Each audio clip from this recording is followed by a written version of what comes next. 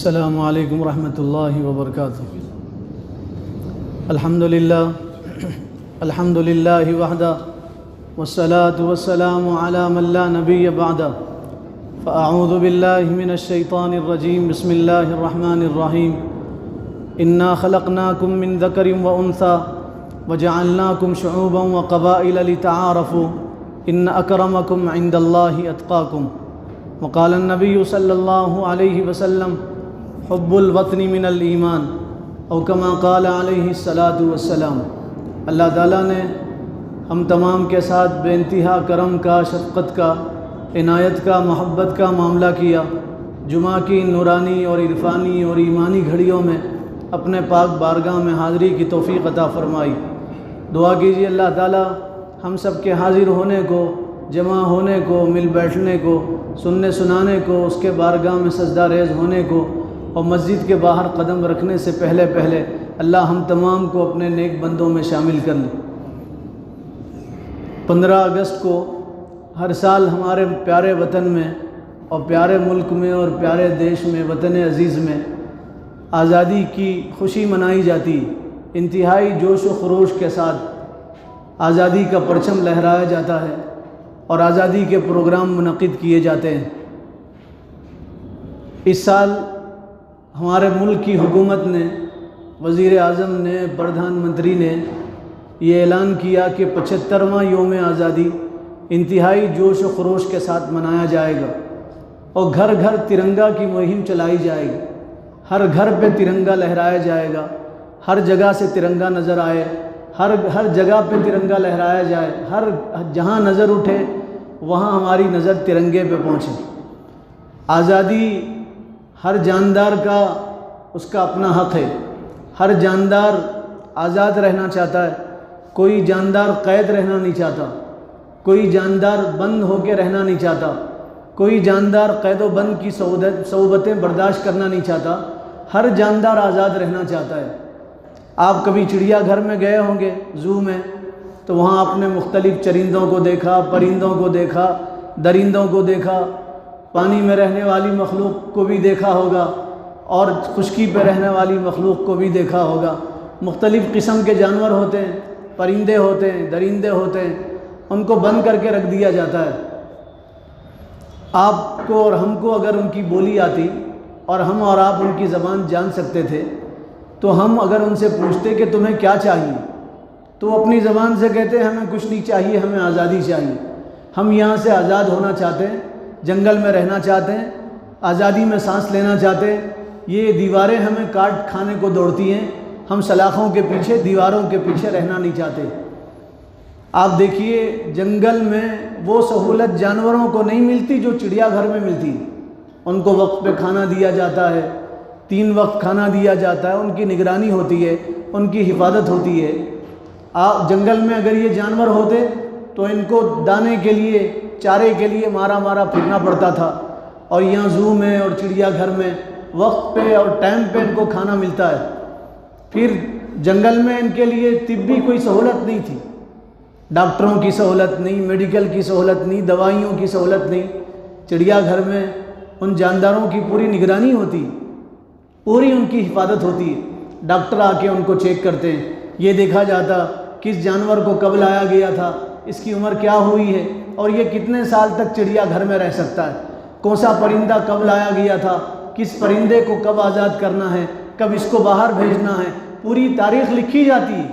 لیکن اس کے باوجود بھی چڑیا گھر کا ہر پرندہ، چڑیا گھر کا ہر جانور یہ کہتا ہے ہمیں یہاں سے آزاد کر دو، ہم آزاد رہنا چاہتے ہیں۔ اسی لیے آپ دیکھیے ان کو بند کر کے رکھا جاتا ہے، دیوار اٹھا کے رکھی جاتی ہے۔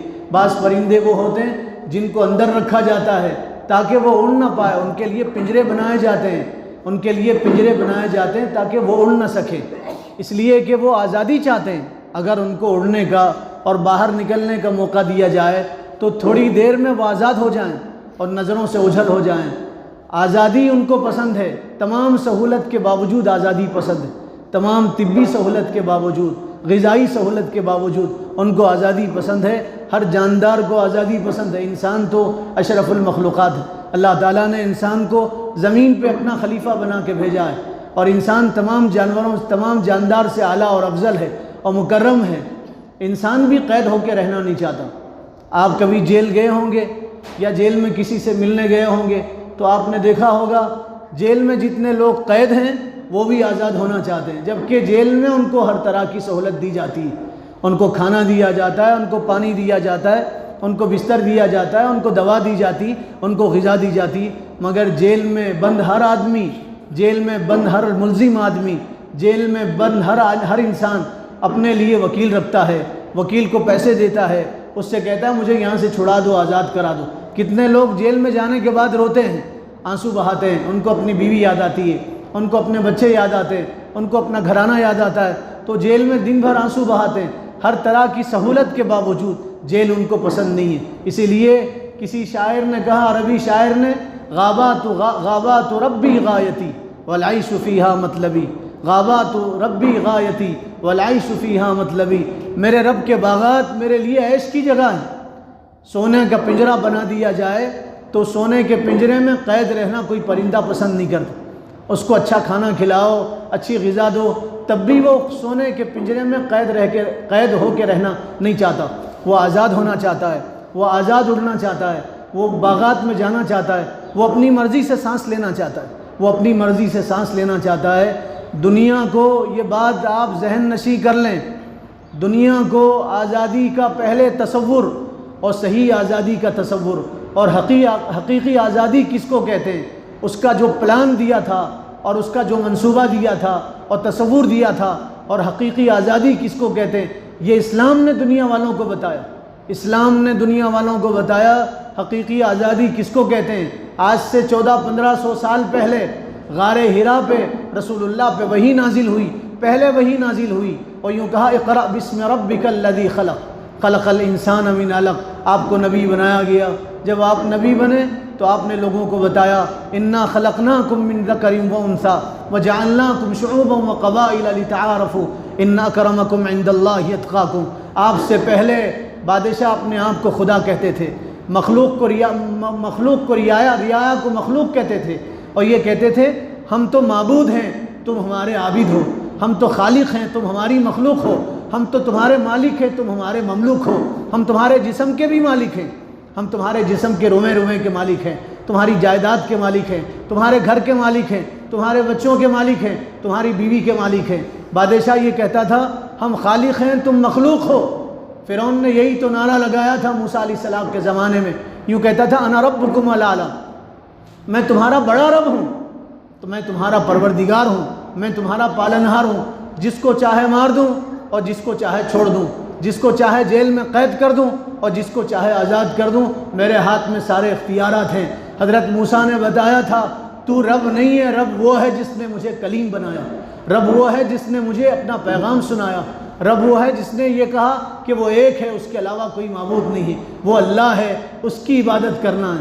نبی اکرم صلی اللہ علیہ وسلم نے انسانوں کو قیامت تک انسانوں کو بتایا انا خلقناکم، اللہ فرما رہے ہم نے تمہیں پیدا کیا، انسانوں کو ہم نے پیدا کیا، ان کے بے جان جسم میں ہم نے جان ڈالی، ان کی آنکھوں میں دیکھنے کی روشنی ہم نے دی، ان کے ہاتھوں میں پکڑنے کی صلاحیت ہم نے عطا کیا، ان کے پیروں میں چلنے کی طاقت ہم نے دیا ہے۔ اگر ہم انسان کو انسان نہ بناتے تو انسان نہ بنتا تھا۔ آدم کو پہلا انسان بنایا اور پھر حوا کو تمام انسانوں کی ماں بنایا۔ انا خلقناکم من ذکر و انثی، مرد سے عورت سے ہم نے انسان کو بنایا، ہم نے بنایا۔ هل اتى على الانسان حين من الدهر لم يكن شيئا مذكورا انا خلقنا الانسان من نطفہ۔ قرآن کہہ رہا ہے، اللہ کا پاک کلام، وہ قرآن کہہ رہا ہے جو دنیا کی مظلوم ترین کتاب، مظلوم اس حیثیت سے قرآن اتری تھی زندوں کے لیے، اور افسوس ہم نے قرآن کو مردوں کی کتاب بنا لی۔ کب قرآن پڑھتے جب مر جاتے ہیں، جب 40واں آتا ہے، جب سال بھر میں ان کے لیے سال ہو جاتا ہے ان کو مرے ہوئے، تب یاد آتا ہے قرآن پڑھنا چاہیے۔ کسی کے مرنے پہ قرآن یاد آتا ہے، دکان کی افتتاح پہ قرآن یاد آتا ہے، میت پہ قرآن یاد آتا ہے۔ قرآن تو زندہ انسانوں کی کتاب، اللہ تعالیٰ فرما رہے ہیں ھدی للناس، یہ تو انسانوں کے لیے ہدایت والی کتاب ہے۔ ہم قرآن نہیں پڑھتے، اللہ قرآن میں فرما رہے ہیں انسانوں کو ہم نے بنایا، انسان کچھ نہیں تھے، ان کا گمان نہیں تھا، ان کی تصویر نہیں تھی، ان کی فوٹو نہیں تھی، کوئی سوچ نہیں سکتا تھا یہ انسان ایسی صورت کا بنے گا، اس کے نقشے ایسے ہوں گے، اس کی ناک ایسی ہوگی، اس کا قد ایسے ہوگا، اس کا کلر ایسے ہوگا۔ اللہ فرما رہے ہیں ہم نے انسان کو بنایا، ہم نے انسان کو پیدا کیا۔ کس سے پیدا کیا؟ ایک مرد اور عورت سے پیدا کیا۔ پھر فرما رہے ہیں ہم نے تم کو بانٹا، قبیلوں میں بانٹا، گروہوں میں، قبیلوں میں۔ کیوں بانٹا؟ پہچان کے لیے، لڑنے کے لیے، جھگڑنے کے لیے، دشمنی کے لیے نہیں۔ یہ فلاں قبیلے کا آدمی ہے، یہ ہمارا آدمی نہیں ہے۔ یہ فلاں قبیلے کا ہے، ان سے رشتہ نہیں کیا جا سکتا۔ یہ فلاں خاندان کا ہے، اس کو بیٹی نہیں دی جا سکتی۔ اللہ تعالیٰ نے اس لیے قبیلے نہیں بنایا، فرمایا قبیلے تو تمہارے تعارف کے لیے، قبیلے تمہارے پہچان کے لیے، تمہاری آئیڈینٹیفائی کے لیے ہے۔ قبیلے تو یہ بتلانے کے لیے کہ یہ فلاں قبیلے کا آدمی ہے۔ پھر فرمایا ان اکرمکم عند اللہ یتقاکم، اللہ کے نزدیک سب سے زیادہ قریب کون ہے؟ جس کی بلڈنگ بڑی وہ قریب، جس کا گھر بڑا وہ قریب، جس کی دولت زیادہ وہ قریب، جس کا بینک بیلنس زیادہ وہ قریب نہیں۔ ان اکرمکم عند اللہ یتقاکم، جو خدا سے جتنا زیادہ ڈرے گا وہ اللہ کے اتنے زیادہ قریب ہوگا۔ جس کی زندگی میں خوف زیادہ ہوگا وہ اللہ کے اتنے زیادہ قریب ہوگا۔ جو دین پہ جتنا زیادہ عمل کرے گا، شریعت کو فالو کرے گا، رسول اللہ صلی اللہ علیہ وسلم کو جتنا زیادہ آئیڈیل بنائے گا، محمدی رنگ میں رنگے گا، وہ اتنا زیادہ اللہ کے قریب ہو جائے گا۔ تو اللہ تعالیٰ نے قرآن میں فرمایا دیکھو تم سب آزاد ہو، آزاد ماں باپ کے پیٹ سے پیدا کیے گئے ہو۔ یہ قبیلے خاندان غلام بنانے کے لیے نہیں ہے، یہ قبیلے خاندان نوکر بنانے کے لیے نہیں ہے، یہ قبیلے خاندان تو تعارف کے لیے ہے اور پہچان کے لیے۔ اور یاد رکھو کالے کو، گورے کو کالے پہ کوئی فضیلت نہیں ہے۔ یاد رکھو آقا کو غلام پہ کوئی فضیلت نہیں ہے، مالدار کو غریب پہ کوئی فضیلت نہیں ہے، شہری کو دیہاتی پہ، پڑھے لکھے کو ان پڑھ پہ کوئی فضیلت نہیں ہے۔ فضیلت تو تقوی کی وجہ سے، جس کی زندگی میں تقوی جتنا زیادہ ہوگا وہ اتنا زیادہ افضل انسان ہوگا، مکرم انسان ہوگا، اتنا زیادہ معتبر انسان ہوگا، اتنا زیادہ اولیت والا، اتنا زیادہ اعلیٰ اور عرفہ انسان ہوگا، اتنا زیادہ وہ جنت کا مستحق ہوگا، اتنا زیادہ وہ اللہ کے قریب ہوگا، خدا کی اسے اتنی زیادہ محبت ملے گی، رسول اللہ کے ہاتھوں اس کو شفاعت نصیب ہوگی۔ فرمایا تقوی سے فضیلت ہے، تقوی کے علاوہ دنیا کی کسی چیز سے فضیلت نہیں۔ کس پہ اتراتے ہو، گھمنڈ کرتے ہو؟ مرنے کے بعد جو چیزیں اتار لی جاتی، مرنے کے بعد جو خوبصورتی ختم ہوتی، جو دولت فنا ہو جاتی، مرنے کے بعد خاندان والے بھول جاتے ہیں، ہم ان لوگوں پہ اتراتے ہیں، ان پہ فخر کرتے ہیں۔ اللہ فرما رہے ہیں یہ فخر کی چیز نہیں ہے۔ فخر کرو تو دین پہ فخر کرو، شریعت پہ فخر کرو، قرآن پہ فخر کرو۔ بچہ حافظ قرآن بنے، فخر کرو یہ میرا بیٹا حافظ قرآن بنے، دنیاوی ڈگری لے لے، اس پہ کیا فخر ہے؟ فرمایا حقیقی آزادی یہی ہے کہ تم آزاد ماں باپ کے پیٹ سے پیدا کیے گئے، یہ اصل آزادی ہے۔ پھر رسول اللہ نے بتایا، حضرت عمر کا زمانہ ہے، امیر المومنین ہیں، مسلمانوں کے خلیفہ ہیں حضرت عمر رضی اللہ تعالیٰ عنہ۔ آپ کے زمانے میں ایک آدمی مصر سے آیا، مصر ایجپٹ سے، آج اس ملک کا نام ایجپٹ ہے، اس زمانے میں اس کا نام مصر تھا، اردو میں عربی میں مصر ہی لکھا جاتا ہے، یہودیوں نے اس کا نام بدلا، وہ اصل میں مصر ہے، شہر مصر، جہاں بہت سارے انبیاء ہیں۔ سب سے زیادہ نبی اگر کسی زمین پہ آئے تو مصر کی سرزمین پہ آئے۔ بعض علماء نے لکھا 4000 سے زیادہ انبیاء آئے مصر کی سرزمین پہ۔ مصر کی سرزمین انتہائی زرخیز سرزمین ہے، مصر کی سرزمین انتہائی زرخیز زمین ہے، زیتون، انجیر مصر کی سرزمین پہ اگتے ہیں، نبیوں کی سرزمین ہے، جہاں کھودو گے وہاں نبی کا جنازہ نکلے گا اور نبی کا لاشا نکلے گا اور نبی کی میت نکلے گی۔ مصر سے ایک آدمی آیا، مصر فتح ہوا تھا حضرت عمر کے زمانے میں، مصر سے ایک آدمی آیا دوڑتا ہوا اور آ کے کہنے لگا امیر المومنین میں مصر سے آیا ہوں، مجھ پہ آپ کے گورنر کے بیٹے نے ظلم کیا ہے۔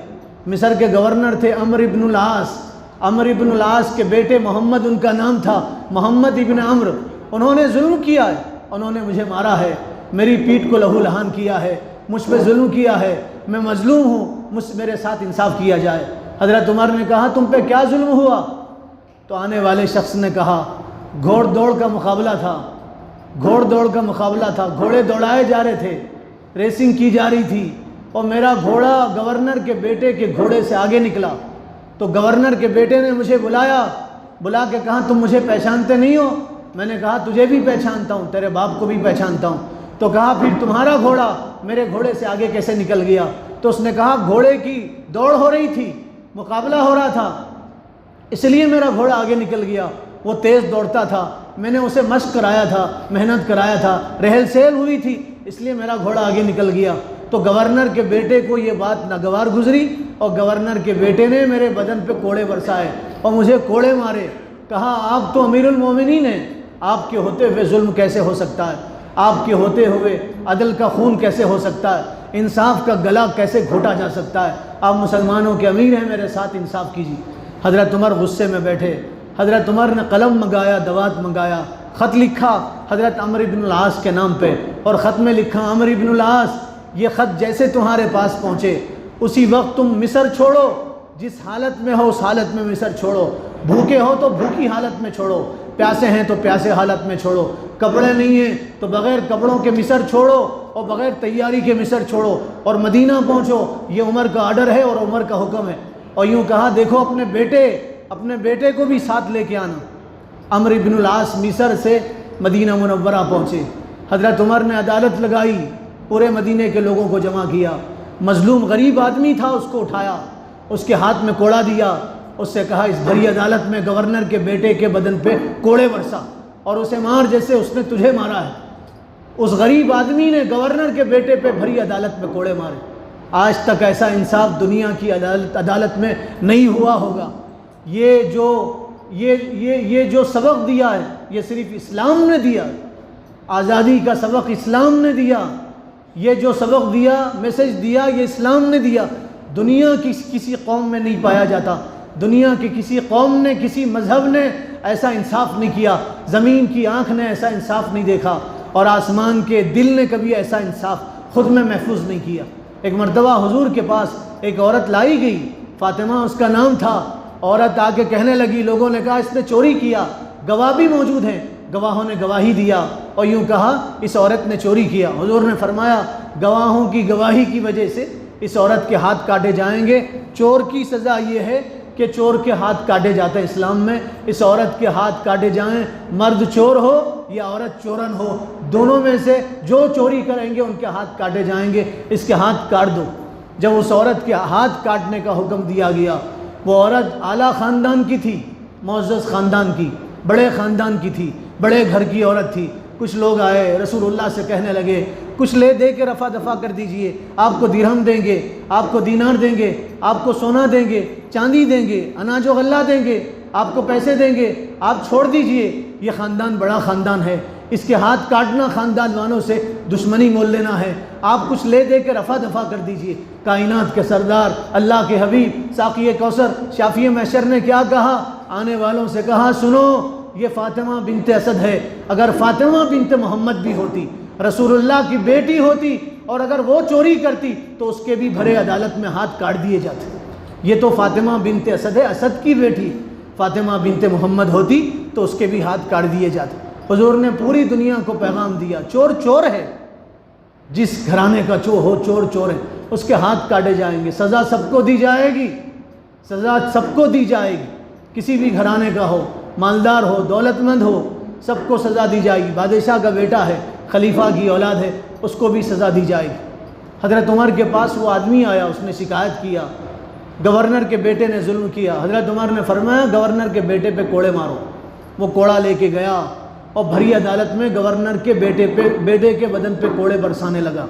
جب تھک گیا تو حضرت عمر نے کہا کیا ہوا؟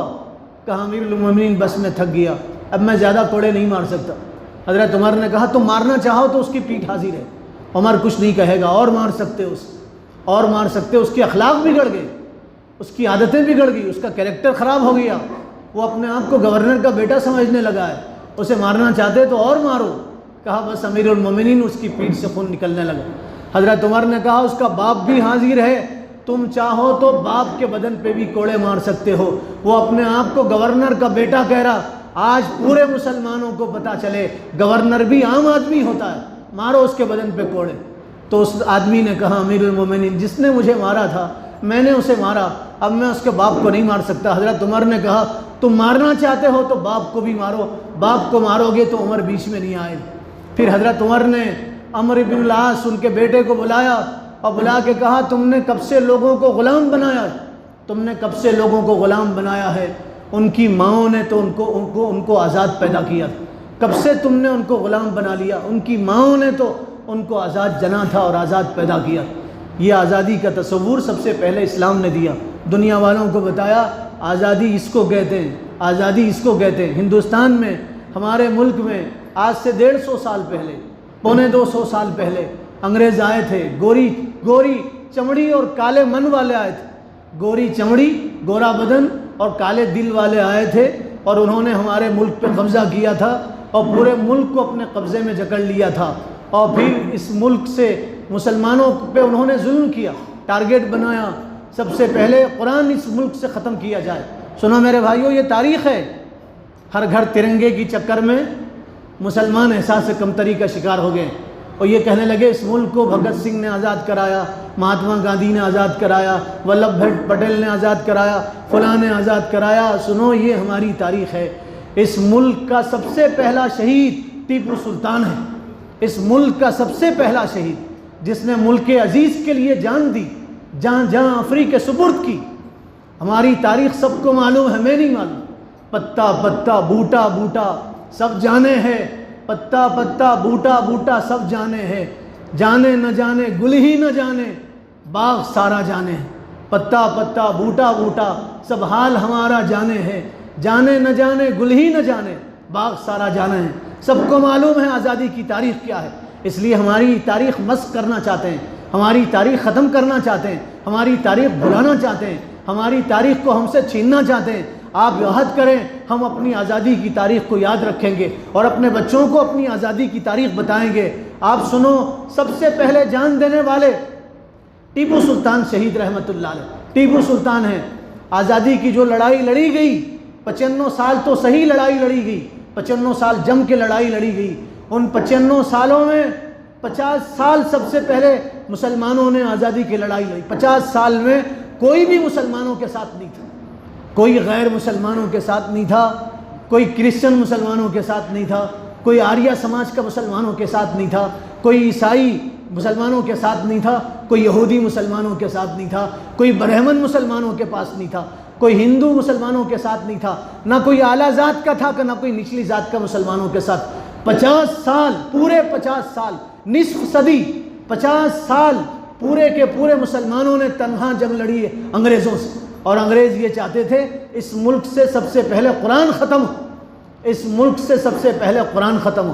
سازشیں کی انہوں نے، قرآن جلائے گئے، 60 لاکھ نسخے قرآن کے جلائے گئے، 60 لاکھ نسخے، چوبارے پہ قرآن لایا جاتا، جلایا جاتا، مسجدوں میں قرآن جلایا جاتا، مسلمانوں کے سامنے قرآن جلایا جاتا۔ سب سے پہلے ٹارگٹ بنایا قرآن جلے، مسلمانوں میں آزادی کی روح پھونکی جاتی ہے قرآن سے، ان کو آزادی کی تحریک ملتی ہے قرآن سے، مسلمانوں میں مرنے کا جذبہ ملتا ہے قرآن سے، اس لیے سب سے پہلے قرآن کو ختم کرو۔ ان ظالموں نے قرآن کو ختم کرنا چاہا تو علماء آگے آئے، 5-5 سال 6-6 سال کے بچوں کو لے کے آئے اور آ کے کہا تم قرآن تو ختم کرو گے، حروف ختم کرو گے، نقوش ختم کرو گے، صفحے ختم کرو گے، قلمی نسخے ختم کرو گے، لیکن 6 سال کے جو بچے حافظ قرآن ہیں ان کے سینوں سے قرآن کیسے نکال سکو گے؟ انگریز مبہوت ہو کے رہ گئے، دنگ رہ گئے، سوچنے پہ مجبور ہو گئے۔ یہ واحد کتاب ہے دنیا کی جس کو 3 سال کے بچے حافظ قرآن حفظ کر سکتے، 5 سال کے بچے حافظ قرآن بن سکتے ہیں، 40 دن میں لوگ حافظ قرآن بنے، 1 مہینے میں لوگ حافظ قرآن بنے، قرآن کو نہیں مٹا سکتے۔ دوسری کوشش یہ کی گئی اس ملک سے علماء کو ختم کر دیا جائے، علماء ختم ہوں گے، آزادی کی تحریک ختم ہوگی، آزادی کی روح ختم ہوگی۔ علماء ہی ہیں جو ان کو آزادی پہ اکساتے ہیں، آزادی کی ترغیب دلاتے ہیں، جنگ کی ترغیب دلاتے ہیں۔ علماء کو اس ملک سے ختم کر دیا جائے۔ سنو، یہ ہماری تاریخ ہے، ایک ایک دن میں کئی ہزار علماء کو شہید کیا جاتا۔ کیسے شہید کیا جاتا؟ تلوار نہیں ماری جاتی، نیزہ نہیں چبایا جاتا، ان کے گردن کو تلوار سے کاٹا نہیں جاتا، علماء کو لایا جاتا، ان کو بوریوں میں بند کر دیا جاتا، زندہ علماء کو بوریوں میں بند کر دیا جاتا، ان کو توپ کے دہانے پہ اور توپ کے منہ پہ رکھ دیا جاتا، پھر توپ اڑا دی جاتی، وہ 10 علماء کے چھجڑے آسمانوں میں اڑتے تھے۔ دلی سے لے کے کابل تک، کابل سے لے کے پشاور تک کوئی درخت ایسا نہیں تھا جس پہ کسی عالم کی لاش لٹکی نہیں ہوتی تھی، علماء کو پھانسی کے پھندے پہ لٹکا نہیں دیا گیا۔ یہ ہم نہیں کہہ رہے، ہماری تاریخ نہیں ہے، مسلمانوں کی لکھی ہوئی تاریخ نہیں۔ انگریزوں کے ان کے لائبریریوں میں، ان کے کتب خانوں میں آج بھی وہ کتابیں محفوظ ہیں۔ اللہ جزائے خیر دے، حضرت مولانا مفتی تقی عثمانی صاحب پڑوس ملک کے بہت بڑے عالم دین ہیں، پوری دنیا کا انہوں نے سفر کیا، کتابیں ہیں ان کی جہاں دیدہ، پوری دنیا کا انہوں نے سفر کیا. تو انہوں نے لکھا ہے میں جس ملک کی لائبریری میں گیا اس ملک کی لائبریری میں تاریخ کو تلاش کیا، ہندوستان کی تاریخ کو تلاش کیا. انگریزوں نے لکھا ہے اگر اس ملک میں مسلمان نہ ہوتے، اگر اس ملک میں علماء نہ ہوتے، مدارس نہ ہوتے تو یہ ہندوستان ملک آزاد نہیں ہوتا تھا.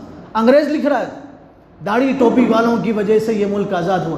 علماء نہ ہوتے تو آج گھر گھر ترنگے کی مہم نہ ہوتی، علماء نہ ہوتے تو آج 75ویں آزادی کی خوشی نہیں منائی جاتی. علماء اور مدارس کی وجہ سے، مسلمانوں کی وجہ سے یہ ملک آزادی کی سانس لے رہا. آج جس تخت پہ تم بیٹھے ہوئے ہو یہ علماء کی دین ہے، علماء کی دین. اور ہماری بلی ہم سے میوں میوں اور ہمارا کبوتر ہم سے غٹر ہو، ہمارا ہی سانپ ہمیں ڈس رہا ہے اور ہمیں ڈنک مار رہا ہے. آج جس بڑی کرسی پہ تم بیٹھے ہو یہ علماء کی دین ہے، یہ مسلمانوں کی دین ہے. مسلمان اس ملک میں نہ ہوتے تو یہ ملک آزاد نہ ہوتا. ایک ایک عالم کی داستان پڑھو، آپ کے رونگٹے کھڑے ہو جائیں گے، آپ کا کلیجہ منہ کو آئے گا، آپ کی آنکھوں سے خون کے آنسو نکلیں گے. ایک ایک کی ہسٹری آپ پڑھو، ایک ایک کی ہسٹری پڑھو. حضرت مولانا شیخ الہند رحمۃ اللہ علیہ، شیخ الہند رحمۃ اللہ علیہ مالٹا کے جیل سے آزاد ہوئے اور ان کا انتقال ہوا. حکیم اجمل خان فریڈم فائٹر تھے، مجاہد آزادی. ان کی کوٹھی تھی، حکیم صاحب تھے پورے ہندوستان کے بڑے حکیم. ان کی کوٹھی میں جنازہ لایا گیا، تخت پہ لٹایا گیا شیخ الہند کا جنازہ، مفتی محمود الحسن کا جنازہ، اور تخت پہ لٹایا گیا. غسل دینے والوں نے کپڑا ہٹایا تو ان کی پیٹھ کالی تھی، اندر کا گودا نظر آ رہا، سوراخ پڑ گئے تھے پیٹھ میں. لوگوں نے ان کے شاگرد سے پوچھا، حسین احمد مدنی سے پوچھا یہ کیا بات ہے، تمہارے استاد کی پیٹھ جلی ہوئی ہے؟ تو کہا یہ راز تھا، استاد نے بتانے سے منع کیا تھا. آج استاد کا انتقال ہو گیا ہے، اب میں راز نہیں کر رکھ سکتا، اس راز کو میں فاش کروں گا. اور استاد کے راز کو شاگرد نے فاش کیا اور کھولا اور یوں کہا جب یہ جیل میں تھے میرے استاد تو انگریز سلاخ گرم کرتے تھے اور یوں کہتے تھے تم بتاؤ تم انگریز کے مخالف نہیں ہو، ایک مرتبہ کہو تم انگریز کے دشمن نہیں ہو تو ہم تمہیں چھوڑ دیں گے، نوکریاں دیں گے، جائیداد دیں گے، زمین الاٹ کریں گے، کروڑوں کی دولت تمہارے نام کر دیں گے. تو کہتے تھے پوری دنیا مل کے مسلمانوں کے 5 سال کے بچے کو نہیں خرید سکتے. پوری دنیا کی دولت دو، ہفت اقلیم کی دولت دو تو تم ہمارے 5 سال کے بچے کو خرید نہیں سکتے. چاہے جائے کہ شیخ الہند کے ایمان کو خریدو اور ان کے اسلام کو خریدو. تو روزانہ سلاخ گرم کر کے داغتے تھے. کہتے تھے ایک بار جھوٹ بولو، کہتے تھے میں یہاں جھوٹ بولوں گا اللہ کے پاس کیسے بولوں گا، یہاں جھوٹ بولوں گا اللہ کو کیا منہ بتاؤں گا، میں جھوٹ نہیں بول سکتا. دوسرے دن سلاخ گرم کیے جاتے، داغا جاتا، کہا جاتا ایک مرتبہ جھوٹ بولو تو کہتے تھے سنو میں یہاں جھوٹ بولوں گا، بلال کو کیا منہ بتاؤں، جس بلال کو مکہ کی گلیوں میں گھسیٹا گیا، آگ پہ لٹایا گیا، اگر وہ مجھ سے پوچھیں تھوڑی سی جلن سے تم نے جھوٹ بولا تھا، تم بلال کے غلام نہیں ہو تو میں کیا منہ بتاؤں گا بلال کو، خباب کو کیا منہ بتاؤں گا، یاسر کو کیا منہ بتاؤں گا، سمیہ کو کیا منہ بتاؤں گا، حضور کے ہاتھوں جامع کوثر کیسے ملے گا. روزانہ سلاخ گرم کر کے پیٹھ کو داغا جاتا. 4 سال یہ تکلیفیں برداشت کرتے رہے لیکن آپ نے یہ نہیں کہا میں انگریز کا دشمن نہیں ہوں. 4 سال کہتے تھے میں تیرا دشمن، کل بھی دشمن تھا، آج بھی دشمن ہوں، کل بھی میں تیرا دشمن رہوں. حضرت مولانا حسین احمد مدنی کو لایا گیا عدالت میں اور ان سے کہا گیا آپ نے فتویٰ دیا انگریزوں کی فوج میں بھرتی ہونا حرام ہے، انگریزوں کی فوج میں بھرتی ہونا حرام ہے، آپ نے فتویٰ دیا. کہا فتویٰ دیا کیا بات ہے، کل بھی میں نے فتویٰ دیا تھا، آج تمہارے سامنے فتویٰ دیتا ہوں. انگریزوں کی فوج میں بھرتی ہونا حرام ہے، جیسے سور کی بوٹی حرام ہے، جیسے شراب کی بوند حرام ہے، ایسے انگریزوں کی فوج میں بھرتی ہونا حرام ہے. ہم انگریزوں کے مخالف ہیں، ان کے موافق نہیں. جانتے ہو انگریز نے کہا جانتے ہو اس کی سزا کیا ہے؟ کہا سزا تم تجویز کرو، میں تو کفن ساتھ لے کے آیا ہوں. کسی شاعر نے کہا حالات کے قدموں میں قلندر نہیں گرتا، حالات کے قدموں میں قلندر نہیں گرتا، ٹوٹا جو تارا تو زمین پہ نہیں گرتا. اور گرتے ہیں بڑے شوق سے سمندر میں دریا، لیکن کسی دریا میں سمندر نہیں گرتا. یہ وہ تھے جو کسی قدموں میں نہیں گرتے تھے. حسین احمد مدنی نے کہا میں جھوٹ نہیں بول سکتا. پھر کہا میں کفن ساتھ لے کے آیا، تمہیں میرا کفن، مجھے تمہارا کفن نہیں چاہیے، میں اللہ کے پاس اپنے کفن میں پہنچنا چاہتا ہوں. انگریز ناپاک کا کفن نہیں لینا چاہتا، اپنے کفن کے ساتھ اللہ کے پاس پہنچنا چاہتا ہوں. اس کے بعد کہا لیے پھرتی ہے بلبل چونچ میں گل، لیے پھرتی ہے بلبل چونچ میں گل، شہید ناز کی تربت کہاں، پھر کہا کھلونا سمجھ کے نہ برباد کرنا، ہم بھی کسی کے بنائے ہوئے، کھلونا سمجھ کے نہ برباد کرنا، ہم بھی کسی کے بنائے ہوئے۔ حضرت مولانا ابوالکلام آزاد کو لایا گیا۔ تھوڑی دیر بات سن لیں میرے بھائیوں، یہ ہماری تاریخ ہے جس کو ہم بھلا بیٹھے، نہ ہمیں معلوم نہ ہمارے بچوں کو معلوم۔ ہماری تاریخ کتابوں سے ختم کر دی گئی، ان کی تاریخ کتابوں میں لکھی گئی، ہمیں پتہ ہی نہیں چلا ہم اپنے بچوں کو کیا زہر دے رہے ہیں، کیا زہر پلایا جا رہا ہمارے بچوں کو۔ حضرت مولانا ابوالکلام آزاد کو لایا گیا عدالت میں، انگریز نے کہا او ابوالکلام، تو آپ نے کچھ نہیں کہا، نیچے گردن تھی، زمین کو دیکھ رہے تھے۔ انگریز نے کہا او ابوالکلام، تو آپ نے کچھ نہیں کہا، تیسری مرتبہ کہا او ابوالکلام، تو حضرت مولانا ابوالکلام آزاد نے اپنے پاس بیٹھنے والوں سے کہا اس بدبخت کو کہو ابوالکلام میرا نام نہیں ہے، وہ نام لے میرا جو میرے ماں باپ نے رکھا ہے، جو میری ماں اور میرے باپ نے نام رکھا وہ میرا نام لے، ابوالکلام میرا نام نہیں، ابوالکلام تو میری کنیت ہے، ابوالکلام تو میرا تخلص ہے، لوگوں نے نام رکھا ہے میرا ابوالکلام، اصلی نام نہیں ہے میرا اصلی نام لے۔